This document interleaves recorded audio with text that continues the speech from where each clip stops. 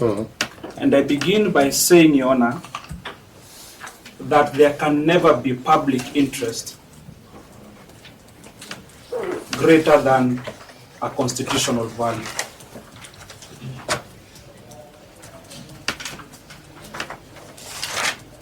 That being said, Your Honor, the application for bail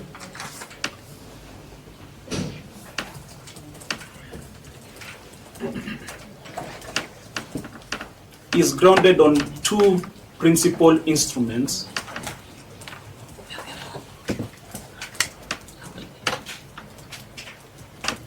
which is one, the Constitution of Kenya,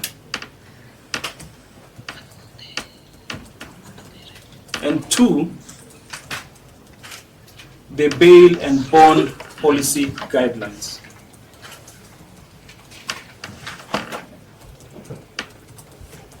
Now, Your Honor will note that these two principal instruments then give birth to two foundational values upon which the application for bail has been made today.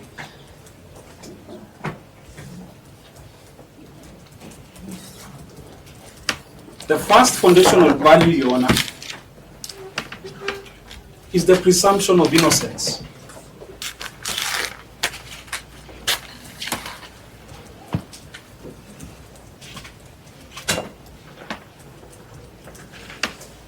And the second, Your Honor,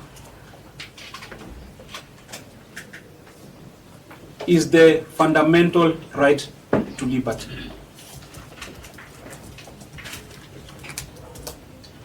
And paragraph 3.1 of the bail and policy guidelines offer an explanation as to the second value,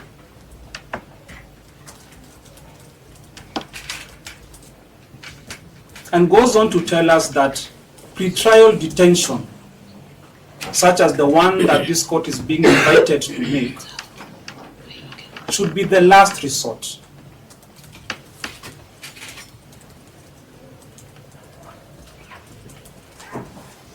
And the criminal justice institutions, which is this honorable court,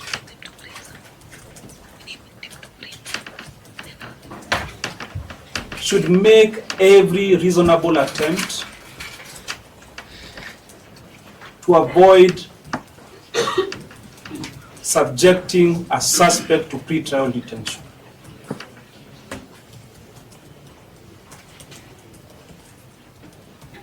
Your Honor, having laid those values, then we must remind ourselves that the bail and bond policy guidelines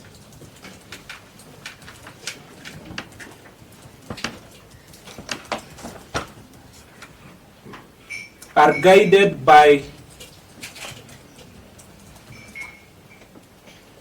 principles derived from international instruments. Instruments and practices, Your Honor. And I say that, noting that there is nowhere that politics of the day inform bail and bond policy guidelines. And one such instrument, Your Honor,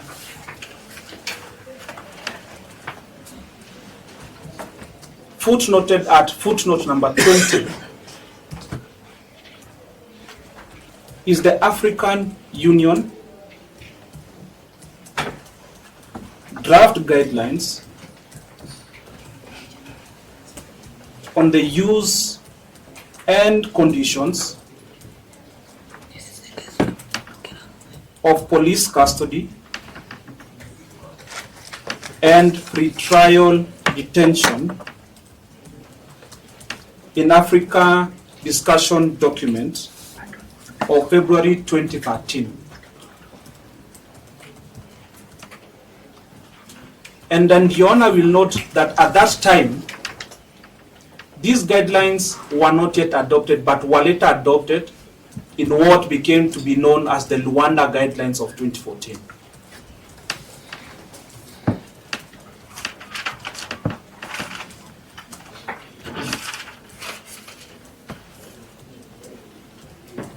And Your Honor, those guidelines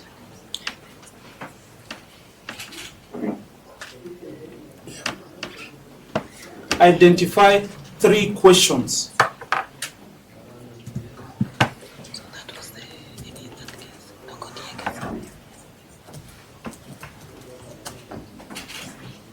Leading to a determination of an order or pretrial detention, whether in the negative or the positive.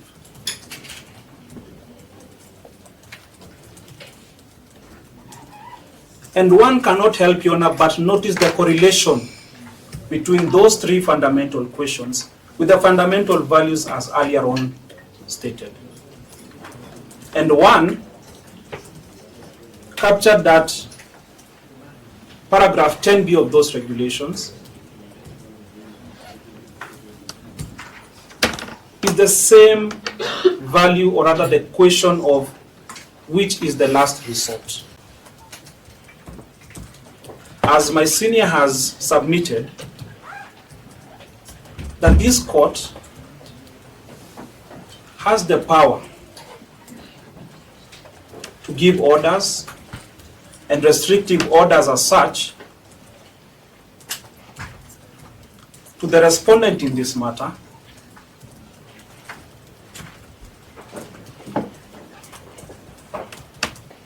from appearing or being seen anywhere near the scene of crime.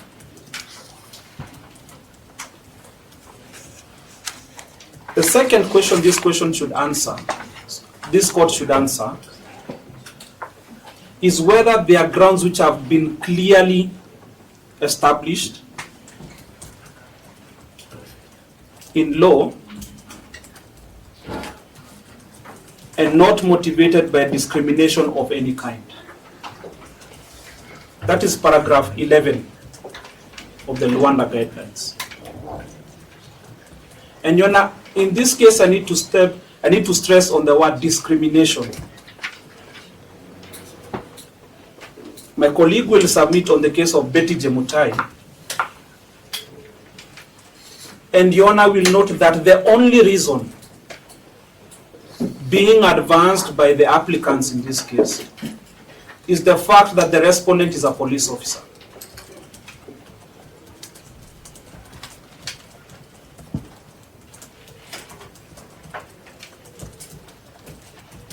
Your Honor, if that is not discrimination, what is?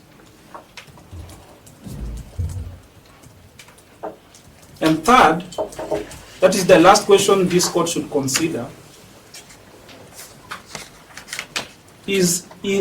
are there any reasonable grounds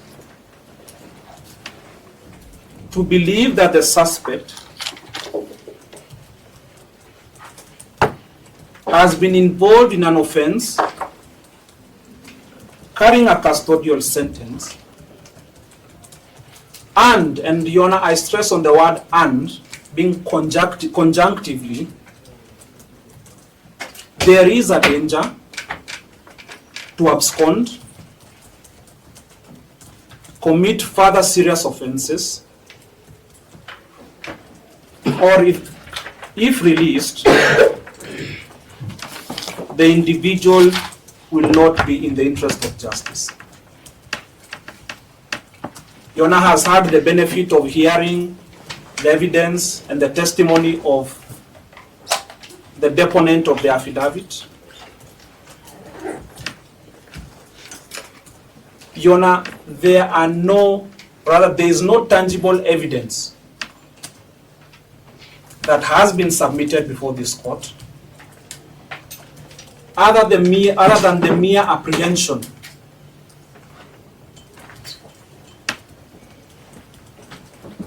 that the respondent is likely to interfere with investigations.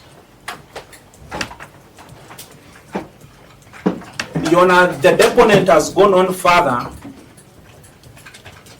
to remind us, and he does so in his affidavit and the application, that there are already preliminary investigations which have realized some certain facts.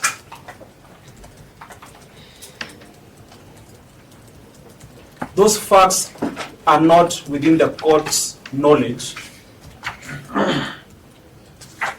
And there's not even a single attempt to inform us why, in the application of denying someone liberty, the information gathered is not before this honorable court.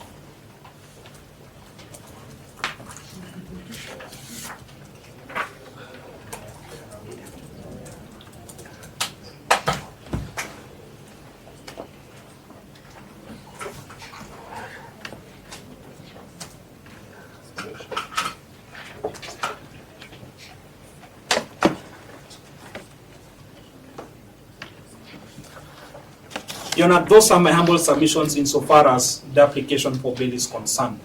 Okay. And before, Your Honor, I sit down, I need to further point out to this honorable court that the application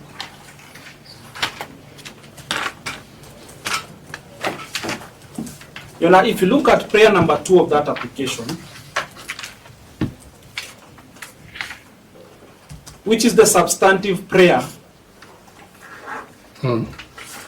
asks that this court, that the respondent be detained at Capitol Hill Police Station or any other police station within the Republic of Kenya as the investigations may dictate for a period of 21 working days. Your Honor, one can, if you are not keen enough, one will miss the mischief in that prayer. And the mischief is in the wording of 21 working days.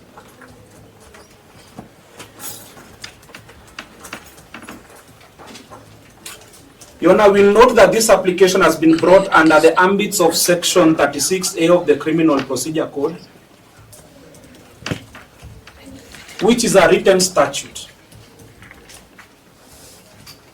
And as we all know, as lawyers and even students of the law in this courtroom, that statutes have their own ways of interpretation. Yes.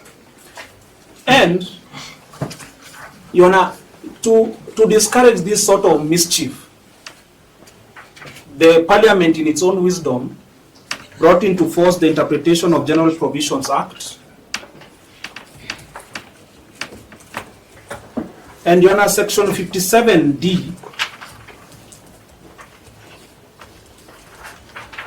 Section number?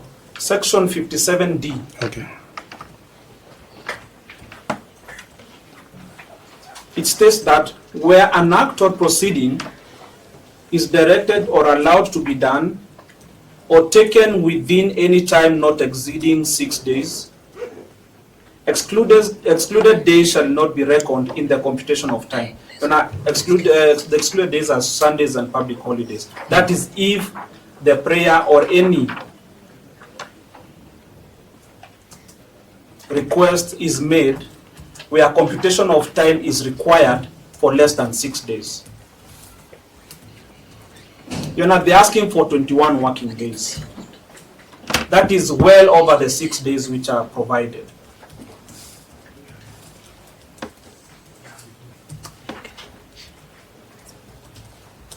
And Your Honor will note that this question was addressed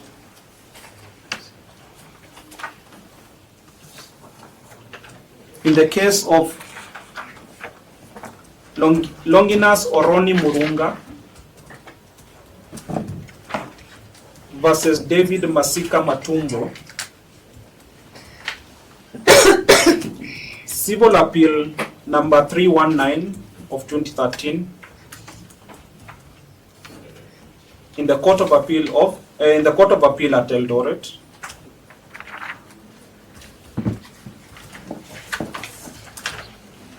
And Your Honor, paragraph 12 of that decision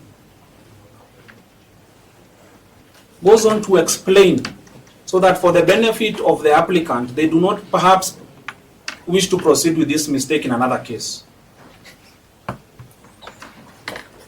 that the section 57D is very clear And in fact, it goes in tandem with Article 259(6) of the Constitution in terms of computation of time. Therefore, it is my submission that the application as framed, we are all aware that we are bound by our pleadings.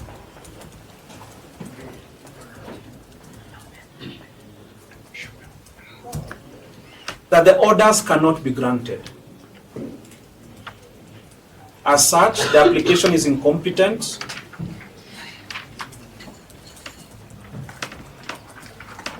And the respondent should be released forthwith. That's all, Your Honor.